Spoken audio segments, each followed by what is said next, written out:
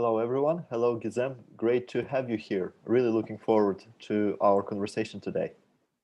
Hey, Pavel, nice to see you. I'm really looking forward to this conversation as well.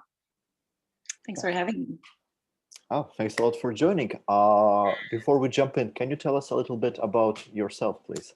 Yeah, absolutely. So I do have this holistic leadership title in the previous slide, and that kind of is the best way to describe what I do. I'm a leadership coach, but I have this holistic approach to leadership. And that's kind of coming from my experience in innovation, and also exploring the path of self-awareness and combining that into leadership. And that brought me into actually understanding behavioral change, the connection between the self-awareness and driving true change in an organization. How I end up here is actually a couple of different steps. I started my career as an engineer that led to business and innovation consulting. And then I went into product launches, identifying new products and services, and training people on how to identify new ideas and launch them, excuse me, as new services and solutions. As I was doing that, I was always getting interested in the people side of it, because we can talk about innovation all day long, adopting new ideas all day long, but always it comes down to the changes and adaptation by humans in an organization.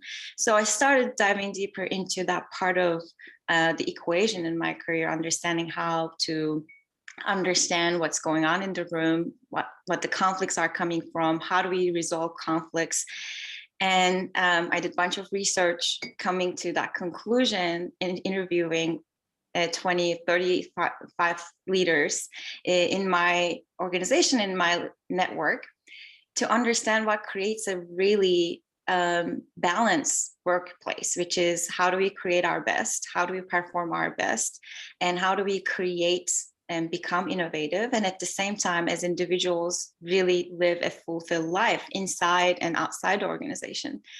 And overall, that really combined created my work right now. I work with individuals one-on-one to drive that type of change, understand the dynamic of personal behavior changes as leaders, but also in the organizations, adopting that view and applying into their teams so that collectively they get to create this environment that they all thrive.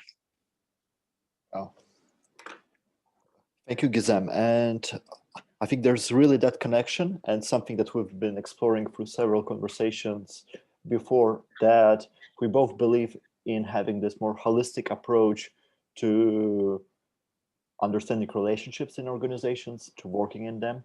For me, as an organizational psychologist, I work a lot with the people analytics side of things, with using data, but then also using behavioral science insights and coaching approach to make sure that managers, leaders, and everyone in organizations can communicate better, can understand what's actually the nature of communication, and can feel that they can openly share feedback with each other.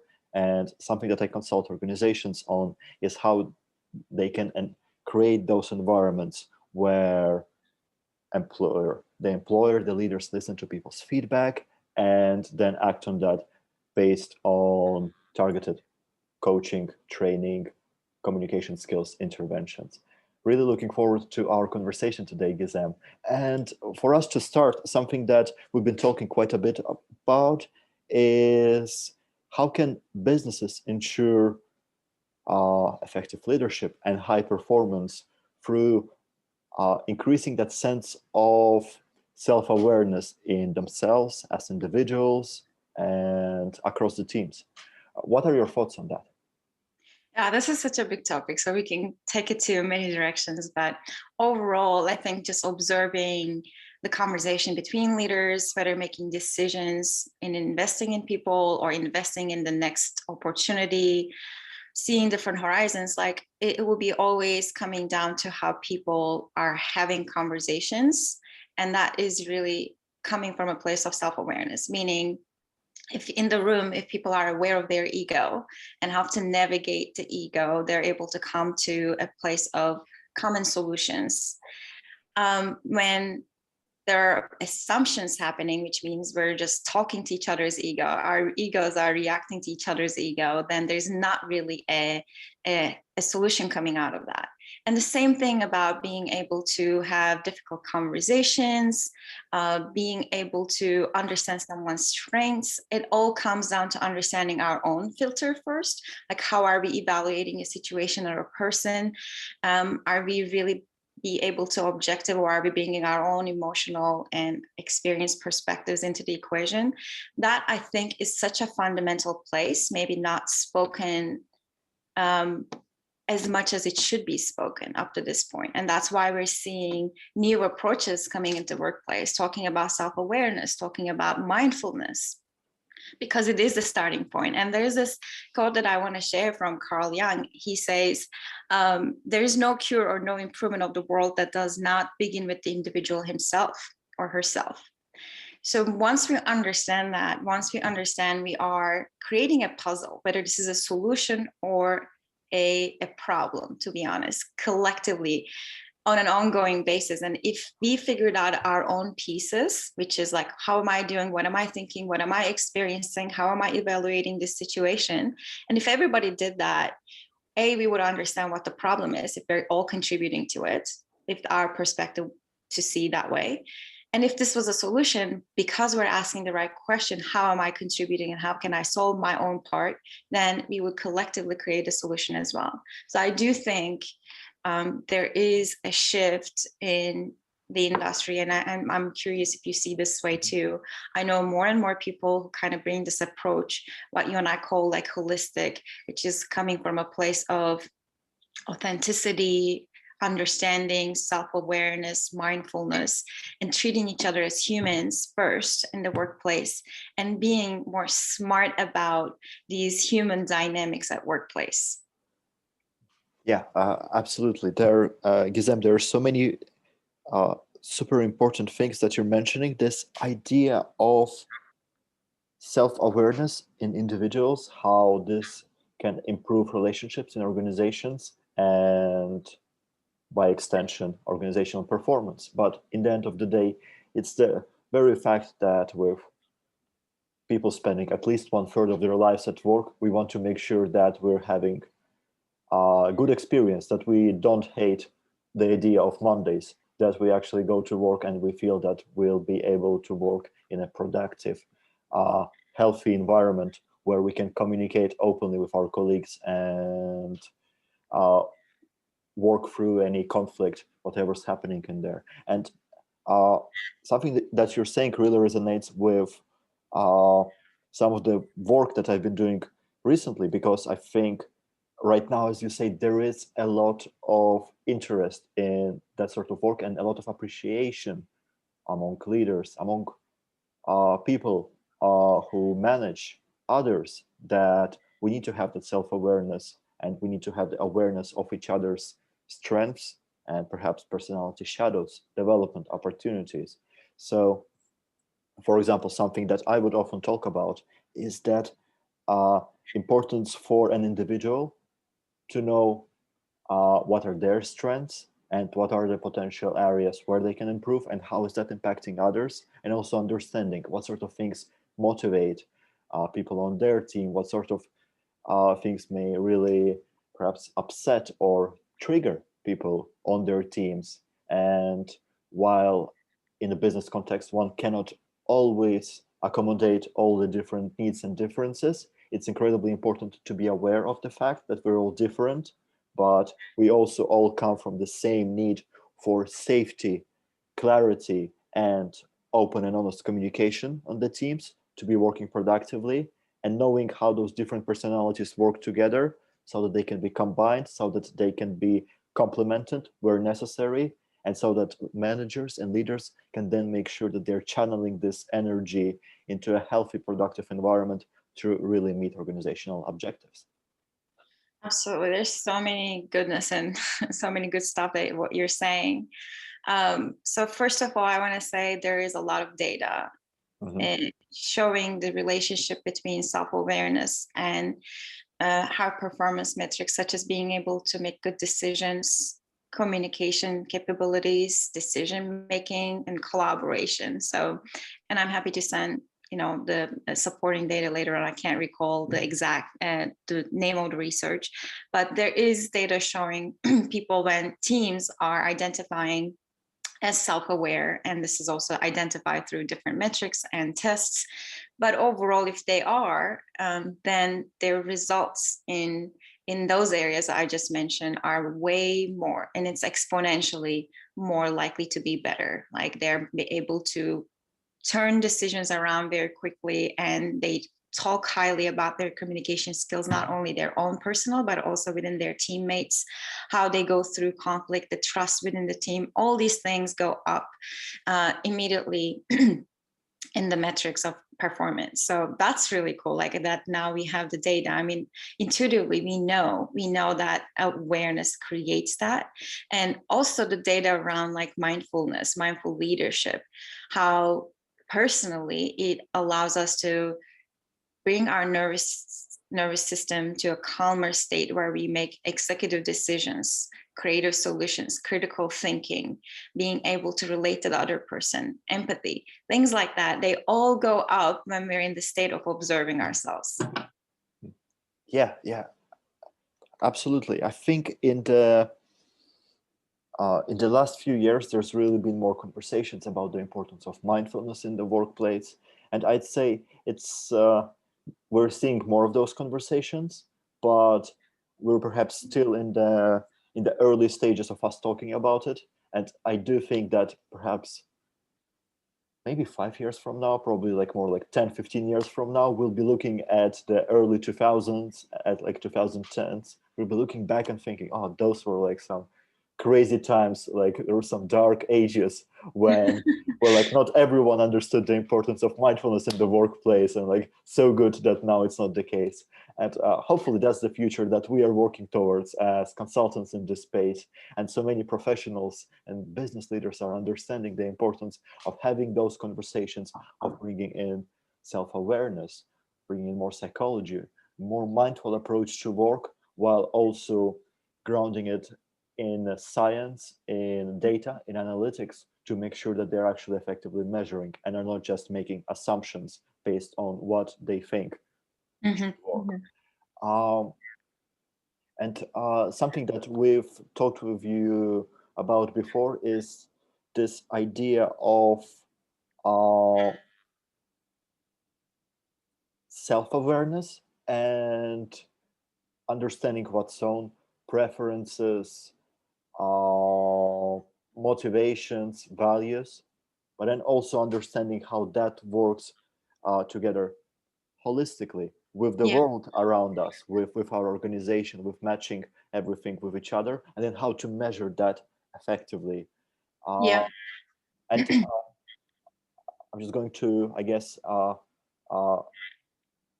ask you to share a few of your thoughts around that, because I know you've been working a lot in the space of organizations and self-awareness. Yeah, so the golden question becomes okay, great. How do we create self-awareness, right? And this is interesting because also like 𝗕𝘂𝘀𝗶𝘀𝗁's work shows that people thinking that they are self-aware may not be always true. In fact, 10 to 15% in a population that actually demonstrate the qualities of being self-aware while they think they are actually self-aware. So that's an interesting thing. So we have to, first of all, maybe accept the possibility that though maybe we think we're self-aware, we may not be. So like it requires this additional approach to really look deeper within. And you have this like inward gaze and outward gaze. It is as leaders to look around and see what's really going on as behaviors, whether you and your people are demonstrating qualities of self-awareness.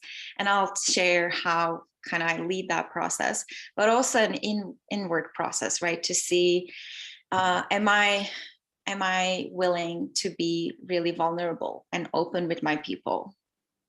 Right? This requires, as a leader especially, a tremendous courage, tremendous willingness to be vulnerable, to say these are the things that I'm aware of about myself, and this is what I'm working on, and these are the causes of what's really going on, to be transparent like that, and invite everybody to do the same. So that requires also building trust, creating a safe environment, and thinking how that conversation is not going to be perhaps create the threat of being measured and labeled, or any drastic kind of consequence in the team, because when people open up, they're going to be talking about something probably hard to talk about.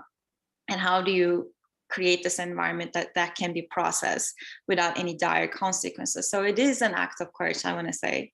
And there are tools that makes this process easier. And I do use the work of Lisa Leahy and Robert Keegan from Harvard. And they have done tremendous work on how to create behavior change, how to use self-awareness to create behavior change. And so basically the framework is really looking at a goal, a behavior goal. And this is not a technical goal as in like learning Excel or learning a program, anything like that. This is like a behavioral challenge that one might have. They're already aware about themselves. Say a person who has a hard time delegating. Their goal is to delegate and maybe work less, leverage other people's skill set, create trust in the team. But somehow they do have a problem. So really identifying a problem area and targeting as a behavioral goal. So that's number one.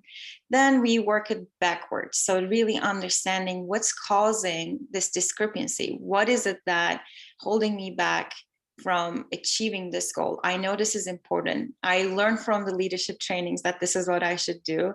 And perhaps I even get feedback from my people that I need to be delegating better. So what is really going on? What's really helping, preventing me from doing this? And that idea is then going into identifying specific actions that you do or you don't do to actually preventing or contradicting this goal, right? Getting really honest with ourselves. Okay, I want to delegate, but how do I actually show up? What do I actually do or don't do that is contradicting my goal? And perhaps I end up doing the work last minute. I don't spend enough time with my people to understand their skill set. I don't spend enough time to really talk through a project and identify what needs to be done and how it matches with my people's skill sets.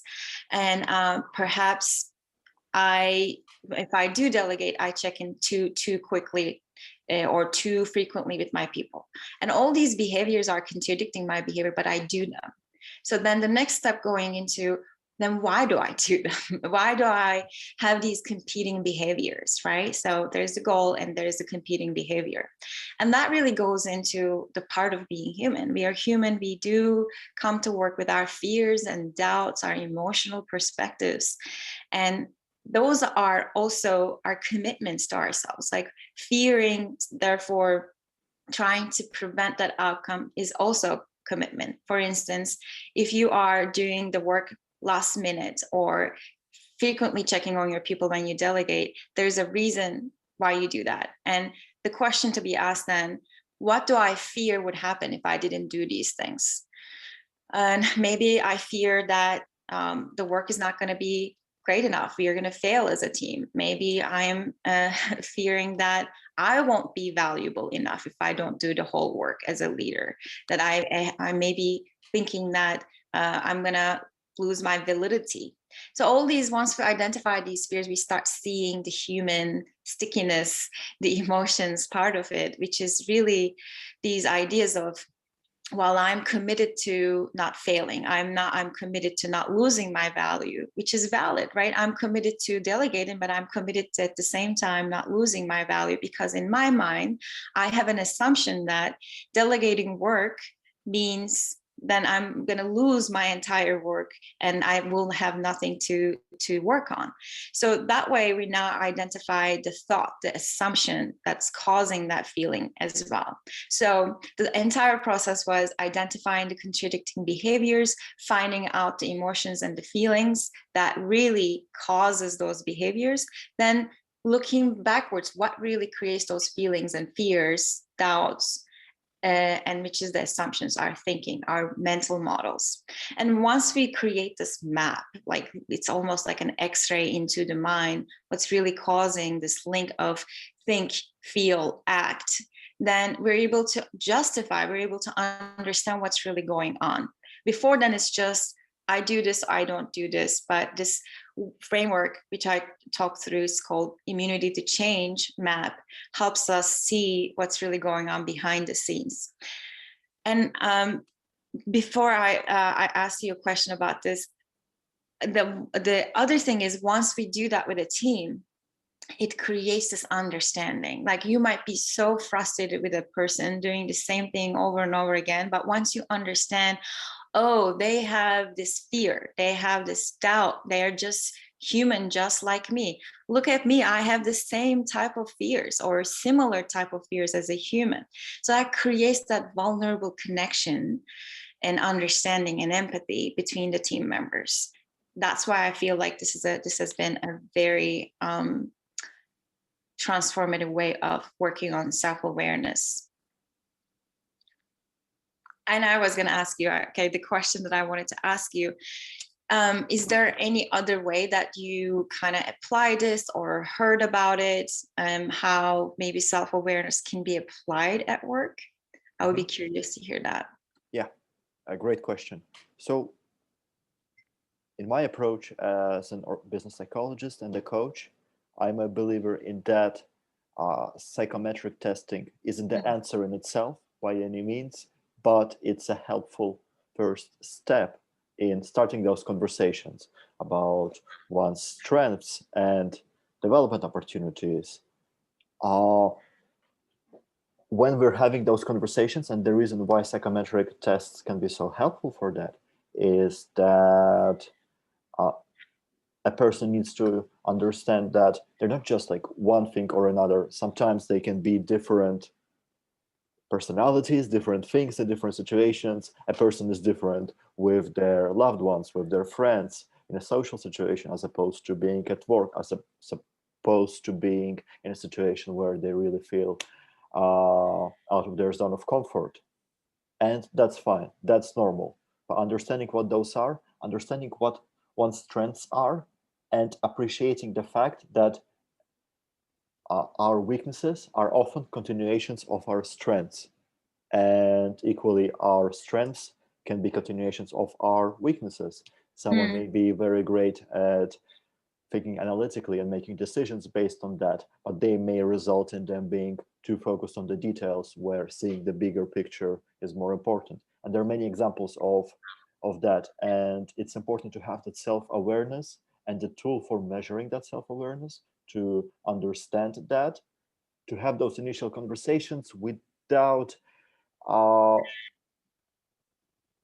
allowing oneself to think that that's just like set in stone. Just because we've used a certain psychometric tool, for example, and it says that we are this way, it doesn't mean that it's going to be consistent, because our moods can change, how we see ourselves can change, person's personality can change over time. There are some bases, some things, some foundations that are much less likely to change, but some other things can change a lot depending on whether a person has a learning mindset or not, whether a person believes that they're able to change and learn. And it's important to keep that in mind. Another thing that's incredibly important, and I think is something that you've mentioned there, is this idea of asking oneself the questions and asking others the questions about what are you, say, with your example of not being comfortable with delegating work. What is it that's worrying you about delegating work? What's actually happening for the person? Asking coaching questions and making sure that leaders, that managers have the skill set for asking questions like that and understanding what's actually going on for the person is incredibly important. And I think one of the takeaways from what you've been saying is that idea that trust, having trusted, open, honest conversations in an organization is important.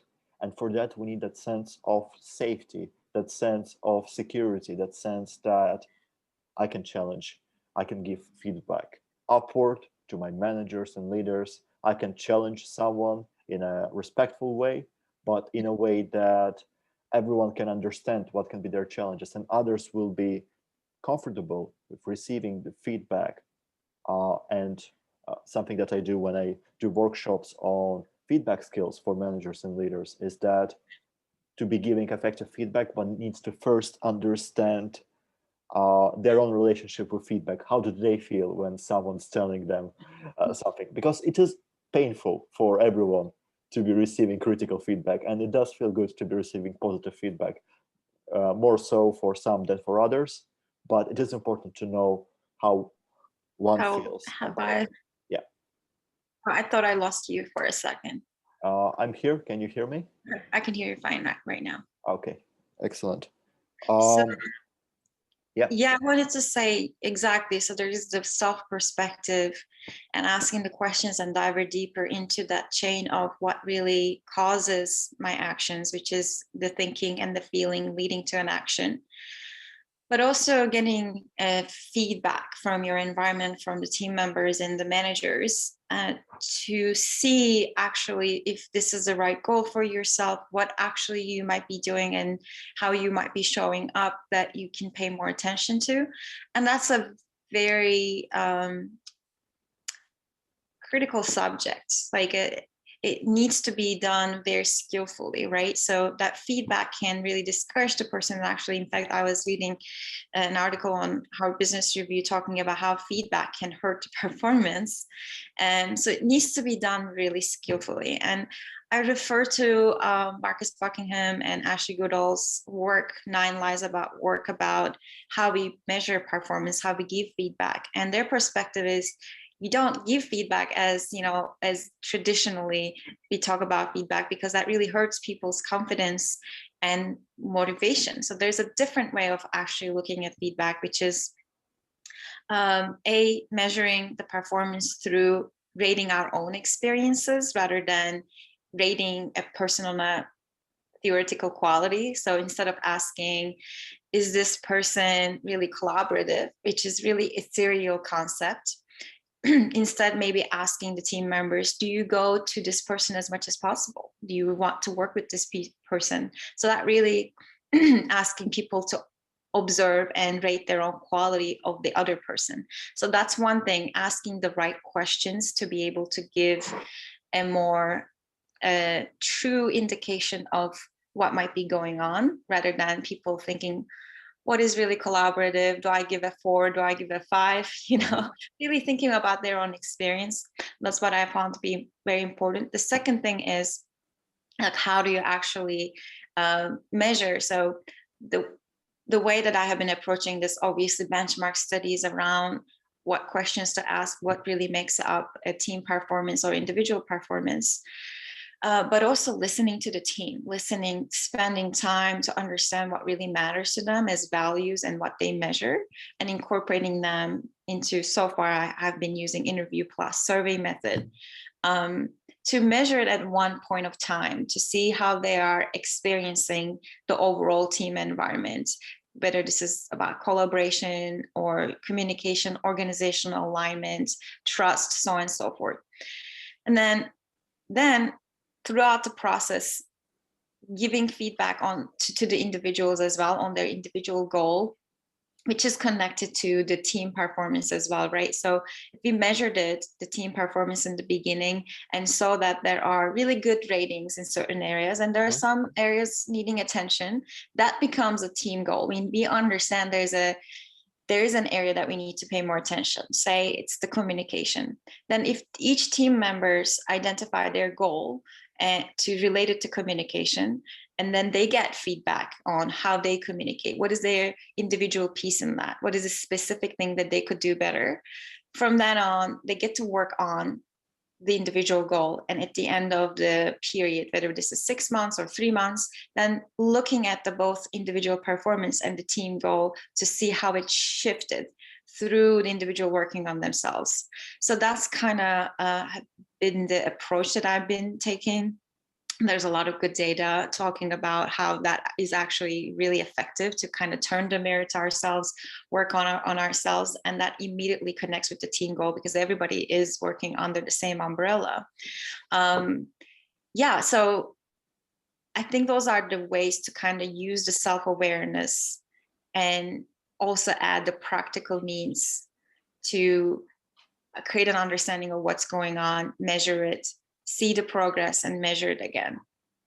Yeah, absolutely. And to add to that, so with my expertise in measuring things in organizations that are difficult to measure, like culture, employee engagement and experience, well-being, diversity and inclusion, those things that we know when it's not there, but it's so difficult to pinpoint and sort of put your finger on it and actually measure. Something that I always emphasize is that we need to make sure that we are using correct measuring tools, and that we keep in mind that no single methodology is perfect for measuring the entire complexity of factors like culture, engagement, experience.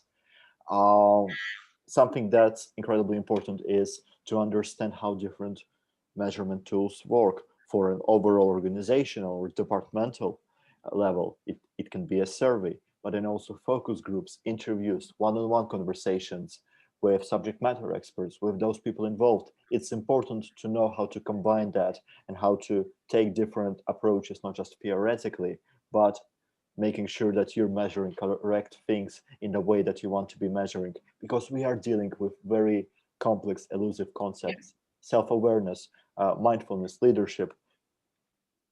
We, like, when we talk about it, we know that it's there or not, or sometimes we may need to read up a bit on it to understand the new buzzword coming our way in the corporate speak, but that's fine.